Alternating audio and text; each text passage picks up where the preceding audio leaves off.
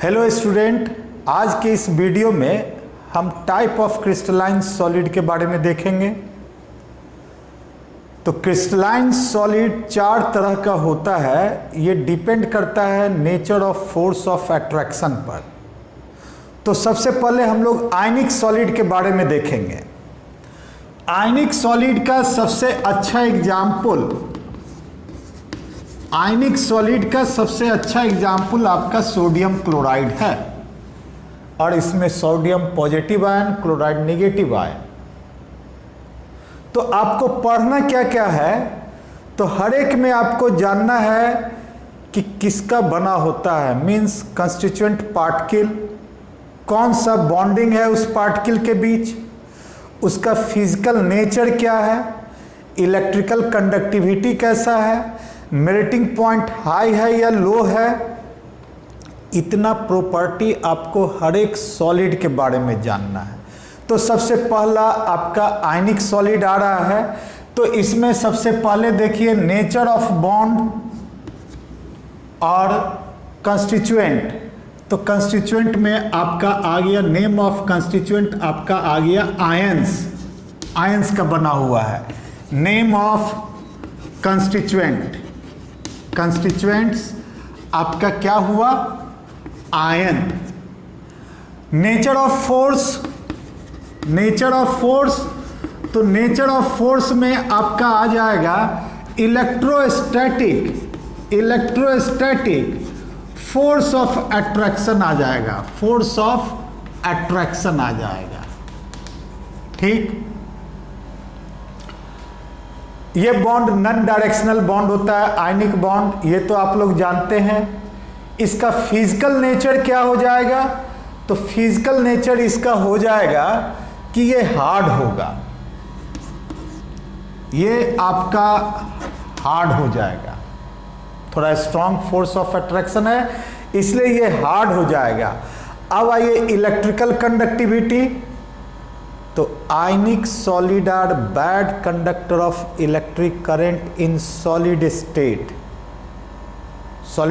में ये bad conductor है, बट इन एक्वस स्टेट और फ्यूज स्टेट, एक्वस मीन्स जब इसको पानी में डालिएगा तब, या फ्यूज स्टेट का मतलब हीट देके इसको गला दिए, तो it becomes good conductor of electric current. Why it becomes good conductor of electric current, तो इसके पीछे रीजन यही होगा कि movable ions are present in it, क्योंकि इसमें कौन सा आयंस है, मूवेबल आयंस है, ठीक।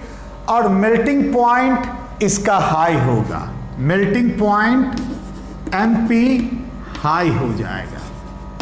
ये आपका आयनिक सॉलिड के बारे में हुआ। इसका other example NaCl, CaCl2, other ionic compound जितना आप देख रहे हैं, पोटेशियम नाइट्रेट वगैरह, ये सब आपका आयनिक सॉलिड हो गया।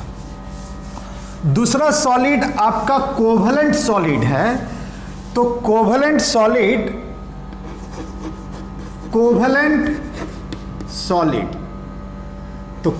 सॉलिड में कंस्टिट्यूएंट कौन सा होगा, किसका बना होगा ऐसा सॉलिड, तो ऐसा सॉलिड आपका बना होगा एटम का। बॉन्डिंग कौन सा होगा, तो बॉन्डिंग आपका हो जाएगा कोवलेंट बॉन्ड, और covalent bond directional property show करता है, डायरेक्शन होता है, ठीक है। अब आ जाइए फिजिकल नेचर। तो फिजिकल नेचर में आइएगा तो ये हार्ड है। अब जैसे डायमंड वगैरह ले लो, इसका मेल्टिंग पॉइंट भी हाई होता है। लेकिन ग्रेफाइट है ना, सॉफ्ट में आपका ग्रेफाइट है, ये सॉफ्ट है। और इलेक्ट्रिकल कंडक्टिविटी की बात करोगे तो ये इंसुलेटर है। लेकिन एक्सेप्शन अगर आप देखिएगा तो एक्सेप्शंस में ग्रेफाइट है, it is good conductor of electric current. क्यों good conductor of electric current है, ऐसा इसलिए कि इसमें पाई इलेक्ट्रॉन लूजली बॉन्डेड है। ग्रेफाइट में कार्बन का हाइब्रिडाइजेशन sp2 है, पाई इलेक्ट्रॉन लूजली बॉन्डेड है। इस कारण से ये ग्रेफाइट आपका good conductor of electric current हो जाता है। ठीक, अब आ जाओ मेल्टिंग पॉइंट, तो मेल्टिंग पॉइंट हाई कहेंगे। ये आपका कोवेलेंट सॉलिड हुआ। अब आइए मेटेलिक सॉलिड, तो मेटेलिक सॉलिड में आपका हो जाएगा मेटेलिक बॉन्ड। तो कंस्टिट्यूएंट क्या होगा? The positive ions in a sea of delocalized electron. Positive ions है ना, positive ions in a sea of delocalized electrons, ये कंस्टिट्यूएंट में आ जाएगा मेटेलिक बॉन्ड। और एक और चीज जान लो, मेटेलिक बॉन्ड नॉन डायरेक्शनल होता है। नॉन डायरेक्शनल के कारण ही मेटल्स आर मेलिएबल, जिधर हैमरिंग करोगे उधर फैलना चालू हो जाएगा। डक्टाइल, लेकिन मेल्टिंग पॉइंट इसका क्या होगा? हाई होगा। It is good conductor of electric current in solid, in liquid state both. दोनों अवस्था में ये गुड कंडक्टर हो जाएगा, सॉलिड में भी लिक्विड में भी, क्योंकि मेटल्स में फ्री इलेक्ट्रॉन्स होता है। मेटेलिक सॉलिड हो गया, नॉन डायरेक्शनल के कारण ये आपका कैसा दिखाई दे रहा है? Malleable and ductile. ठीक है, नेक्स्ट लास्ट है मोलिकुलर सॉलिड। मोलिकुलर सॉलिड, देखो मोलिकुलर सॉलिड की बात आ गई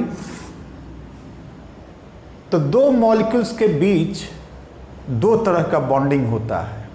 एक या तो वंडरवाल फोर्स होगा, नहीं तो हाइड्रोजन बॉन्ड होगा। यानी मोलिकुलर बॉन्ड आपका दो तरह का होगा। कौन कौन? मोलिकुलर बॉन्ड देखिए, मोलिकुलर सॉलिड में बॉन्डिंग का नाम मोलिकुलर बॉन्ड। और मोलिकुलर बॉन्ड में भी कौन सा बॉन्ड? तो दो तरह का बॉन्ड। और कंस्टिट्यूएंट क्या होगा? मॉलिक्यूल्स। मॉलिक्यूल्स कंस्टिट्यूएंट हो जाएगा। अब देखिए मोलिकुलर बॉन्ड आपका कितने तरह का हो गया? दो तरह का। कौन कौन? एक तो हो जाएगा van der Waals, force of attraction, force of attraction. और दूसरा आपका हो जाएगा हाइड्रोजन बॉन्डिंग, हाइड्रोजन बॉन्डिंग, है ना। तो हाइड्रोजन बॉन्डिंग जानते होंगे कि हाइड्रोजन एटम जब हाईली इलेक्ट्रोनेगेटिव एलिमेंट फोन से जुटा रहे, phone means fluorine oxygen nitrogen से डायरेक्टली अटैच रहे, तब वैसे कंपाउंड में आपको हाइड्रोजन बॉन्ड दिखाई देता है। तो हाइड्रोजन बॉन्डेड सॉलिड का एग्जाम्पल है आइस, बर्फ। और वंडरवाल फोर्स ऑफ अट्रैक्शन तीन तरह का होता है। पहला polar, non polar, non polar interaction, non polar, non polar interaction,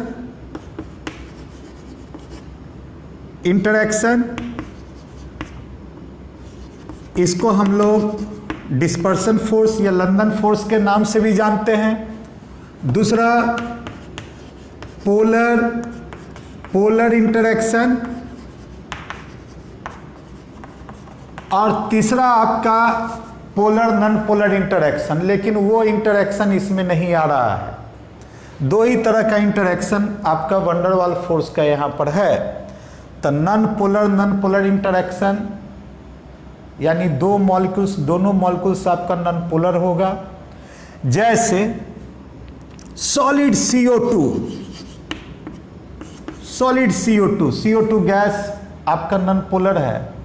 solid argon, solid carbon tetrachloride, ये सब नॉन पोलर इंटरेक्शन का एग्जाम्पल हो जाएगा। And polar polar interaction, solid SO2, solid SO2 polar है, दूगो SO2 के बीच पोलर पोलर इंटरेक्शन हुआ। और हाइड्रोजन बॉन्डेड का तो जान ही रहे हो, ये सब इंसुलेटर होगा। ये भी सॉफ्ट है, ये भी सॉफ्ट है, लेकिन ये हार्ड होगा। देखो ये सॉफ्ट, ये भी सॉफ्ट, और ये कैसा हो जाएगा, हार्ड।